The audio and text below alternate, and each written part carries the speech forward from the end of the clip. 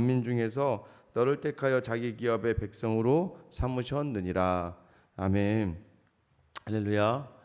우리가 이제 이야기를 하다 보면서 생각을 하다 보면서 여러분이 경험을 해보시는 게 뭐냐면 긍정적인 생각을 오래 하는 것이 오래 할 수 있을까? 부정적인 생각을 오래 할 수 있을까? 생각해보면 부정적인 생각이죠. 긍정적인 생각을 오래 하기가 좀 어렵습니다. 아, 그래, 잘 될 거야, 좋을 거야 라고 하는 건 더더더 나갈 게 없는데요, 이 부정적인 생각은 한 번 하기 시작하면 끝이 없습니다. 내게 이것도 없고 저것도 없고 왜 나는 이렇게 살아야 되고 왜 나는 저런 사람을 만나야 되고 왜 나는 이렇게 되지 하면서 계속해서 부정의 부정으로 빠져들어가기가 좀 더 쉽다는 거예요. 가령 이제 사람들을 모여서 이야기할 때도 마찬가지입니다. 같이 이렇게 있다 보면 어떻게 돼요? 다른 사람 칭찬하는 게 좀 어렵습니다. 처음엔 간략하게 합니다. 아, 저 분은 참 이게 좋아. 근데 한번 그 사람에 대해서 흠을 이야기하기 시작하면 끝이 없습니다. 그런데 하고 시작하는 그 말이 앞에 칭찬보다 더 길어지는 경우가 많습니다. 공동체 안에서도 마찬가지예요. 부정이라고 하는 이 죄는요, 쉽게 퍼져갑니다. 긍정이 퍼져나가기가 쉽지는 않아요. 그래서 이 긍정적인 이야기들, 복된 이야기들이 많이 이렇게 흘러나오는 교회가 좋은 교회인 거죠.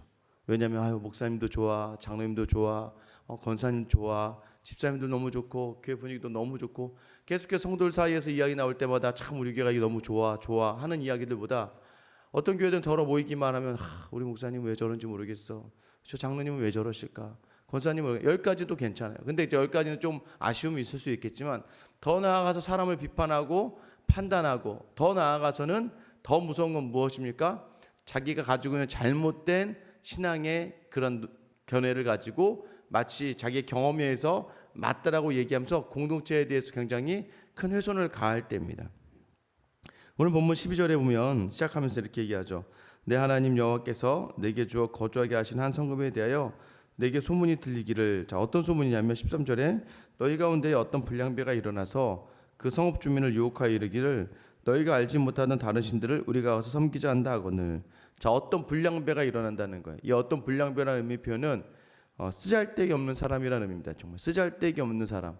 왜 쓰잘데기가 없냐면 이 사람이 정말로 이 성읍을 위해서 위한 사람이 아니라 이 성읍에서 쓸모 없었던 사람, 쓸데가 없었던 사람이라는 거예요. 그 사람은 왜 그렇습니까? 다른 신을 우리가 가서 섬기자 한다라고 이야기하는 사람이라는 거죠. 하나님만이 주인 되어준 이 성읍에 들어와서 하나님을 이야기해야 되는데 다른 신을 이야기한다는 것, 그것은 문제가 있다. 하나님이 다른 것은 다 용서해 주십니다. 그러나 하나님이 절대 용서하지 않는 것, 구약과 신약을 통틀어서 하나님 용서하지 않는 것이 있어요. 그것이 무엇입니까? 바로 성령 회방죄입니다. 마태복음 12장 31절 32절에 이렇게 기록되어 있는데요. 그러므로 내가 너희에게 이르노니 사람에 대한 모든 죄와 모독은 사하심을 얻되 성령을 모독하는 것은 사하심을 얻지 못하겠고 또 누구든지 말로 인자를 거역하면 사하심을 얻되 누구든지 말로 성령을 거역하면 이 세상과 오는 세상에서도 사하심을 얻지 못하리라. 이게 뭐예요? 성령을 해방한다는 것이 무엇입니까? 하나님의 나라에 하나님을 바라보며 살아야 되는 백성을 유혹하는 거예요. 다른 성도의 영혼을 망가뜨리는 것이죠. 결코 그것은 용서하지 못한다는 거예요. 한 사람이 가서 그 성읍에 가서 막 성읍 사람들에 향해서 다른 신에 대해서 이야기하기 시작하는. 근데 왜 이제 이게 가능하다고 제가 말씀드렸습니까? 이 가나안 땅에 들어오자마자 이 백성들이 한 게 뭐라고요? 농사질지도 모르니까 자꾸 바알이나 아세아선, 그러니까 이전에 있었던 가나안 사람들에게 물어서 하던 그들이 가지고 있던 관습과 습관과 문화를 그게 모르니까 마치 그렇게 해야 되는 것처럼 하는 경우가 있다는 것이죠. 그런데 이때 그래서 한 성읍이 이 한 사람으로 인해서 전부 다 이제 다른 신을 조금이라도 섬기게 되었다. 그럼 어떻게 되느냐? 14절입니다. 너는 자세히 묻고 살펴보아라 라고 얘기해요. 어느 한 성읍이 이런 소문이 났어요. 저 성읍에 다른 신을 섬긴대 라고 이야기하는 것이 들리거든 먼저 가서 죽여라가 아니라요. 이후에 보시면 진멸하라고 이야기하지만 그 전에 자세히 물어봐야 돼요. 자세히 물어보면서 살펴보라는 겁니다. 그저 왜요? 이게 생명과 관련되어 있는 일이기 때문입니다. 잘못하면 죄 없는 한 성읍의 사람들을 다 죽일 수도 있기 때문에 먼저 그 성읍에 찾아가서 무슨 일이 있었는지를 잘 살펴보라는 거예요. 교회 안에서도 마찬가지입니다. 혹여나 교회에 대해서 막 불신을 이야기하고 막 교회에 대해서 불만을 이야기하고 원망을 이야기하는 사람이 있어요. 근데 그 사람이 가는 곳마다 다 이런 막 주변의 사람들이 그럼 다 동화가 됩니다. 쉽게 동화가 되는 경우가 덜어 있어요. 저도 그런 경험들이 있어요. 이게 뭐 단기 선교를 이렇게 준비하면서 하고 있었는데 잠깐 이제 제가 이제 교회는 교회 사정상 제가 또 청년부 청년 사역 특정상 휴가를 여름이 애들 방학이 시작하기 전에 가던가 아니면 방학이 끝난 다음에 갔어야 될 상황이 밖에 안 됐거든요. 근데 그때는 첫 해 이게 뭐가 잘 안 되니까 이제 단기 선교 가기 한 1, 2주 전에 제가 이제 휴가를 다녀온 적이 있습니다. 근데 이제 그걸 가지고 단기 선교 팀 안에 있던 이제 청년들이 오해를 하기 시작하는 거죠. 어떻게 단기 선교를 준비하면서 혼자 휴가를 다녀올 수가 있냐. 그래서 제가 그때 이런 것도 조심해야겠다는 생각을 했는데 뭐 그때 그 상황이 정말 어쩔 수 없는 상황이었어요. 근데 그때 한 청년이 그것에 대해서 굉장한 반감을 가지기 시작한 거죠. 어떻게 목사가 혼자 먼저 휴가를 다녀올 수 있는가. 처음에는 저놈이 왜 저럴까라고 생각했는데 시간이 지나면서 그 혼자만이 아니라 점점 옆에 있는 사람들에게 그 부정적인 마음들, 그 목사의 상황을 온전히 아는 게 아닌데 좀 와서 궁금했으면 목사님 왜 그렇게 하셨어야 됐어요? 물어봤으면 좋았을 텐데 그걸 묻지 않고 혼자 계속해서 의혹을 품어나가고 그 다음부터 여러분 어떻게 됩니까? 잘못된 거 하나를 이렇게 붙잡고 있으면 그게 계속 안 좋은 것만 보이기 시작하거든요. 그러면서 이게 점점 커지는 거예요. 옆에 있던 한 사람에게 얘기하고 한 청년이니까 그러니까 이렇게 무리가 점점 모이기 시작하는 거예요. 근데 이게 여러분 제가 모를 것 같지만 모르지 않지 않아요. 왜냐하면 누군가 전달해 주는 사람들이 있어요. 목사님, 제가 글쎄 새 가족이 왔는데 목사님에 대한 험담을 하고 있더라고요. 라고 이야기하는 것도 이제 들려나가죠. 그런데 그동안 교회에 열심히 수고했고 또 저와 열심히 청년부를 세워왔던 형제다 보니까 충분히 어느 정도는 이해가 되는 상황도 저는 있었고 그래서 그냥 지켜봐 줬습니다. 그런데 결국에는 근데 그것이 놔뒀다는 걸 제가 나중에 한번 저도 좀 실수했던 게 왜 그러느냐고 만나서 얘기하고 했었어야 되는데 제가 뭐 특별히 뭐 그 청년에게 나쁜 감정이 없었기 때문에 그저 놔뒀죠. 그냥 나중에 보니까 무리들이 생겨나고 새로운 지체들이 올 때마다 유일하게 저에 대해서 험담을 하기 시작하니까 나중에는 다른 청년들이 이제 저에게 와서 우리가 목사님 못하시면 우리가 그 친구에게 다른 교회 가라고 얘기하겠다라고 하는 거였어요. 근데 그때도 이제 고민하다가 저도 그때 뭐 성격은 불같은 성격이라 가서 그냥 확 혼내고 막 이 자식 하고 할 텐데 왜 그런지 모르게 그냥 기다려보세요. 다 내 잘못이지 뭐. 기다려보세요. 결국에는 이제 그러니까 문제가 생기지 않게 해서 다른 교회로 옮기게 되었는데 그때 제가 그래도 그 이유들, 상황들을 충분히 공감을 하고 서로 간에 죄를 범하지 않는 상황 속에서 마무리가 되었지만 여러분들 교회 안에서 이제 이게 생명과 관련된 일이거든요. 안 그러면 자칫 잘못하면 그 생명을 단절시킬 수 있는 일이기 때문에 이왕이면 자세히 묻고 살펴보라는 것이죠. 근데 15절 16절 어떻게 합니까? 만약에 확인이 되면 너는 마땅히 그 성읍의 주민을 칼날로 죽여라. 그 땅의 성읍의 주민들을 칼날로 죽이고 거주하는 모든 것과 가축을 칼날로 다 진멸하라는 거예요. 다 불살라서 16절에 보세요. 내 하나님 여호와께 드려라. 그 성읍은 영구히 폐허가 되어 다시는 건축되지 아니할 것이라. 이제 그 땅의 성읍을 진멸하라는 거예요. 아무것도 남기지 말라는 거예요. 여러분 이것이 좀 약간 우리 입장에서 보면 뭐 그렇다고 뭐 다 죽이냐? 애들은 어떡하냐? 애들이 무슨 죄가 있다고? 그러니까 우리가 가나안을 바라보면서 여호수아의 가나안 정복을 바라면서 여러분이 아셔야 될 것은 이 초점이 어디냐면 죄에 대해 있습니다. 죄. 하나님을 반하고 하나님을 반대하는 그 죄를 진멸하라는 것이지 정말 지금 우리가 뭐 하나님 반대니까 사람을 죽여라 이 어떤 그 구약이 지금 오늘 우리에게 하시는 말씀이고 오늘 우리에게 주시는 말씀이거든요. 상황이 바뀌잖아요. 그러나 본질을 볼 수 있어야 되는 거예요. 조금이라도 성읍 자체가 이 하나님을 섬겨야 될 도시에서 하나님을 섬기지 않고 다른 신을 섬기는 그 성읍을 가만 놔두셔는 안 된다는 거예요. 다시 하나님께 초점을 맞출 수 있도록 그 죄를 다 진멸하라는 겁니다. 근데 진멸하면서 특별하게 너는 어떻게 해야 되는 17절 말씀이죠. 우리 같이 한번 17절 말씀 읽어보겠습니다. 시작. 너는 이 진멸한 물건을 조금도 내 손에 대지 말라.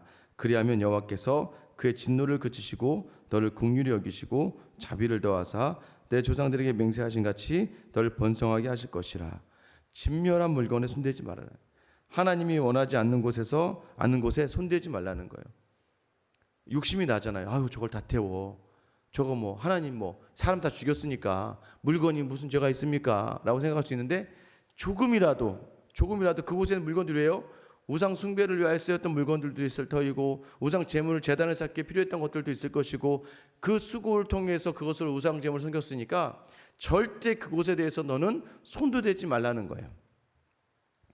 그런데 만약에 그렇게 너희가 그 진멸 중에서 그것에 대해서 손대지 않으면 하나님께서 진노를 그치시고 너희에게 긍휼을 베푸시고 자비를 더하시며 너로 번성하게 하실 것이다 라고 이야기하시는 거예요. 하나님은요 플러스의 하나님이지 마이너스의 하나님이 아니에요. 하나님은 우리에게 조금이라도 더 주고 싶으신 하나님이지 우리 것을 뺏어가시려고 하시는 분이 아니라는 것이죠. 왜 우리가 이렇게 다 해야 됩니까? 왜 우리가 이렇게 그 물건들 뭐 사람도 없고 아무것도 없으면 내가 갖다가 뭐 잘 쓰면 되지 이런 생각하고 있잖아요. 내가 가져다가 뭐 이거 하나님 드리면 되잖아요. 사울이 그랬잖아요. 그 아가게 것을 다 진멸하고 나서 이거 하나님께 제가 제사 지내려고 좋은 것만 빼놨습니다. 그때 하나님이 어떻게 하세요? 한탄하시고 후회하십니다. 내가 저거 다 진멸하라고 했더니 사울 왕이 좋은 물건들, 좋은 가축들을 빼놓고 사무엘이 꾸짖자 이거 하나님께 제사 지내려고요. 나는 좋은 의도로 한다 할지라도 하나님이 부패하고 부정하다고 한 것들에 대해선 손대지 말라는 거예요. 왜요? 14장 1절 너희는 너희 하나님 여호와의 자녀이다. 2절 너는 내 하나님 여호와의 성민이다. 이 여호와의 성민이다라는 이 표현이요. 이제 공동번역 성경에 보면 네 몸은 너는 하나님께 몸 바쳐진 자녀다라는 의미를 가지고 있어요. 너는 너의 몸을 하나님께 이미 바친 거야. 이것이 무엇이냐면요. 1, 2절에 어떤 내용이 나오면 아들이 죽으면 그 가나안 당시의 풍습이 자녀가 죽으면 자기 몸에 상처를 내는 풍습이 있었고 또는 이마 사이에 눈썹을 밀어버리는 풍습이 있었던 거예요. 그러니까 그것을 애도하는 우리도 어떻게 해요? 우리나라도 사람이 죽으면 곡을 해야 되잖아요. 아이고 하면서 막 가서 막 곡을 해야 되는 게 그 풍습이고 문화잖아요. 여러분 우리가 믿는 사람으로서 믿음의 어머니, 믿음의 아버지가 이 땅을 떠나실 때 거기서 막 아이고 엄마 그러면 정말 우리가 천국 소망이 없는 거죠. 천국 소망이 있는데 그런데 가끔 그 장례식장에 갔는데 정말 거기 있는 사람 다 믿지 않고 풍습적으로 이제 간습적으로 막 아이고 하면서 슬픔에 애도하는 것들이 있을 때로는 우리는 이제 이렇게 생각하죠. 사람이 죽었는데 뭐 그 정도까지는 해줄 수 있지. 이것은 뭐 여러분의 신앙의 자유의 선택에 맡기는 거지만 우리는 그 정도 여유가 있지만 하나님은 원하시는 게 뭐냐면 이 당시에 지금은 말고 이게 여러분 그러니까 이런 거 그대로 하라는 게 아니에요. 가서 가서 기본적인 예의와 범절이 있는데도 불구하고 향을 안 피우더라도 꽃이라도 올려놔야 되는데 나 교회 안 다니까 나 저런 거 안 할 거라고 하면서 버티시면 거기 오히려 안 가는 게 난 거죠. 근데 그것은 지혜롭게 해야 되는 거지만 이 본문에서 이 당시에서 너희가 사람이 죽었다 할지라도 정말 그 애도하는 마음을 그 사람들이 다 그렇게 한다고 해서 그 풍습을 따르지 말 것은 너희는 하나님의 사람으로 구별된 하나님의 백성이기 때문이야 라고 해요. 왜냐하면 또한 너희는 하나님의 성민이야. 지상 만민 중에서 하나님이 너를 택하여 부르셨다라는 거예요. 이것이 결국 오늘 본문의 말씀과 연결해서 어떻게 우리에게 다가오나요? 아까 제가 말씀드린 것처럼 저거 가지고 좋은 데 쓸 수 있는데 저 돈이면 저거 가지고 하나님 영광 돌릴 수 있는데 좋은 것에 심지어 하나님께 영광 돌릴 곳에 쓸 마음을 가지고 있다 할지라도 부정한 것에는 절대 손대지 말라는 거예요.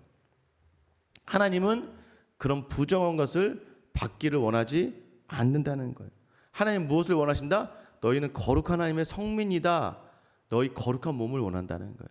그래서 로마서 12장 1절에 2절 말씀이 이렇게 되는 거 아닙니까? 바울이 이야기하잖아요. 그러므로 형제들아 내가 하나님의 모든 자비하심으로 너희를 권하노니 너희 몸을 하나님이 기뻐하시는 거룩한 산 제물로 드리라.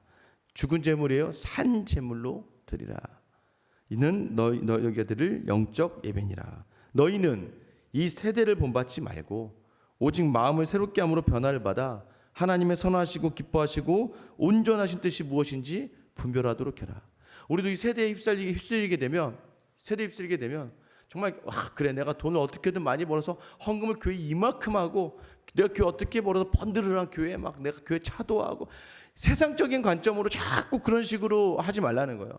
내가 잘 돼서 내가 너무 뭐 좋은 것을 하나님 내 이거 가지고 막 하나님 막 이거 가지고 내가 하나님 섬기게 하면서 부정한 것들 하나님이 원하지 않는 일들로 말미암아 너의 것들을 채우려고 하지 말라는 거예요.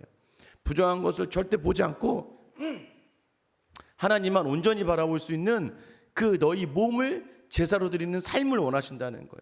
거룩한 삶, 순결한 삶. 가끔 돈을 주시고 여유를 주시고 더 멋지게 해주시면 하나님 저 더 멋지게 주님 섬길 수 있어요 라고 이야기하지만 하나님은 그렇게 말씀하시는 게 아니에요. 그 돈, 그 여유, 그 멋을 부리는 섬김보다 그거 다 세상적인 거 아니니? 네가 지금 이야기하는 거 전부 다 세상에서 바라볼 때 좋다라고 하는 거 아니니? 그런데 나는 너의 몸을 원한다는 거예요. 나는 너의 삶을 원한다는 거예요. 하나님이 우리에게 원하시는 건 그 삶이에요. 하나님이 원하시는 건 그 정말 우리의 산 제사예요. 오늘 죽은 제사가 아니에요. 산 제사예요. 살아있는 내가 삶으로 드려지는 제사를 원한다는 거예요. 여러분 하나님의 사람이잖아요. 하나님 여러분 부르셨잖아요. 하나님 여러분 사랑한다고 이야기하시잖아요. 그럼 어떻게 살아내셔야 됩니까? 하나님이 원하시는 거룩한 산 제사를 드리며 하나님께 내 몸을 바치는 하나님의 거룩한 자녀의 삶을 살라는 거예요. 여전히 이 싸움이 오늘 이번 한 주 계속 될 거예요. 여러분에게 하나님께서 원하시는 건 세상의 그러한 것들이 아니에요. 세상적인 걸 성공해서가 아니에요. 여러분이 돈이 많아서 하나님이 여러분을 거룩한 자녀로 부르시는 게 아니에요. 여러분이 명예가 있고 권력이 있어서가 아니라 여러분은 항상 여러분의 몸을 태워 하나님이 원하시는 산 제사를 드릴 수 있는 하나님의 거룩한 백성을 하나님 부르셨다는 것을 기억하시면서 이번 한 주도 여러분 이런 고백이 있었으면 좋겠어요. 하나님 내 몸을 드립니다. 내 삶을 드립니다. 주님 이 내 삶의 모든 삶의 방향과 내 삶의 모든 것들을 예배로 받으시고 하나님 영광 받으시라고. 결코 하나님이 원하지 않는 부정한 것에 손대지 않겠습니다. 이런 믿음의 고백으로 하나님이 원하시는 하나님의 나라에 거하는 거룩한 하나님의 자녀의 삶을 살아낼 수 있는 여러분 되시길 예수님의 이름으로 축원합니다. 이제 같이 한번 기도하실게요.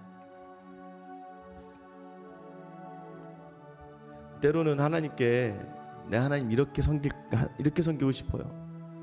하나님 저는 이렇게 있고 싶어요. 저도 뭐 돈이 많았으면 좋겠어요. 그러면 옆에 있는 불쌍하신 분들 또 어려우신 분들이 많더라고요. 목사님 중에 목사님도 많고 성도들도 많고 그런 사람들 많이 도와주고 싶어요 라는 마음이 있어요. 그리고 또 제가 힘이 있었으면 더 많은 사람들 도울 수 있을 것 같다는 생각을 여러분 가질 때가 있지 않습니까? 여러분 스스로에게도 여러분이 내 이것만 있으면 하나님 더 잘 섬길 수 있을 것 같아요. 근데 아니에요 여러분. 하나님은 우리의 몸을 바쳐 우리의 몸으로 거룩한 산제사로 하나님께 영광 돌리기를 원하세요. 세상의 것으로 쌓아서 드리는 걸 원치 않으세요. 다시 한번 하나님 나를 부르신 택하신 그 하나님을 기억하며 오늘 하루 이번 한 주 하나님이 원하시는 거룩한 산제사로 드리는 나의 삶이 되게 하여 주시옵소서라고 오늘 기도하며 나아가게 하시고요.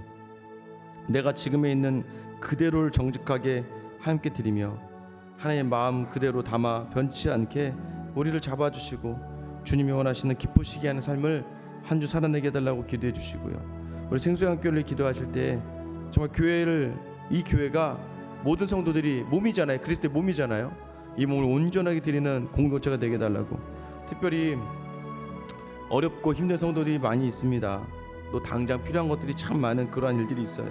그러나 우리 교회 성도님들 다 하나님으로 인해 만족하고 기뻐하고 주님만을 향하는 이번 한 주가 되게 해달라고 여러분 기도해 주시면 좋겠습니다. 코로나 위해서 기도해 주세요. 이제 뭐 백신이 개발되어진다 어쨌다는데 그래도 빨라도 뭐 내년 5월, 6월 하반기 얘기하더라고요. 그때까지 어떻게 이 한국 교회가 또 이 한국 사회가 감당해낼 수 있을까? 하나님 긍휼과 자비를 베풀어 달라고 기도하셨으면 좋겠습니다. 우리 선교사님을 기도하실 때는 미얀마에서 수고하시는 김기욱 선교사님 이번 달까지 있다가 이제 8월에 미얀마에 입국해서 선교센터를 이제 건립회에 들어갑니다. 그 모든 가정 가운데 함께하여 주시고 하나님이 원하시는 그런 귀한 선교센터가 세워질 수 있게 해달라고 오늘 나와 교회와 이 나라 민족 한국교회와 김기욱 선교사님 위해서 우리 주님 이름 한번 부르며 기도하며 나아가겠습니다. 주여